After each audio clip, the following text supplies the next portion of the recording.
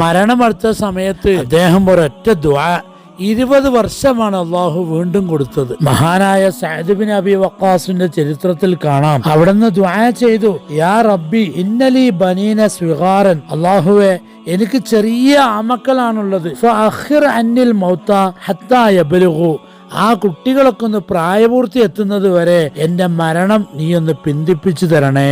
ഫഅഖറ അൻഹുൽ മൗത 20 സന, അപ്പോൾ അള്ളാഹു അവർക്ക് 20 വർഷം മരണത്തെ പിന്തിപ്പിച്ചു കൊടുത്തു. വീണ്ടും അത്ര ആയുസ് അള്ളാഹു നീട്ടിക്കൊടുത്തു. ചിലർക്കൊരു സംശയം ഉണ്ടാവും, മരണമൊക്കെ നേരത്തെ നിശ്ചയിച്ചതല്ലേ, പിന്നെ എങ്ങനെയാണ് അത് പിന്തിപ്പിക്കുക? ലാ യുറദ്ദുൽ ഖളാഉ ഇല്ലാ ബിദ്ദുആ, ദുആ കൊണ്ടല്ലാതെ അള്ളാഹുവിന്റെ തീരുമാനങ്ങളിൽ മാറ്റങ്ങൾ വരുത്തൂലെന്ന്. അപ്പോൾ ഒരാൾ ആത്മാർത്ഥമായി ദുആ ചെയ്ത് ആ ദുആ അള്ളാഹു സ്വീകരിച്ചാൽ തീർച്ചയായും അവർക്ക് അള്ളാഹു ആയുസ്സിനെ നീട്ടിക്കൊടുക്കും. അള്ളാഹു നമുക്കൊക്കെ ദീർഘായുസ്സും ആഫിയത്തും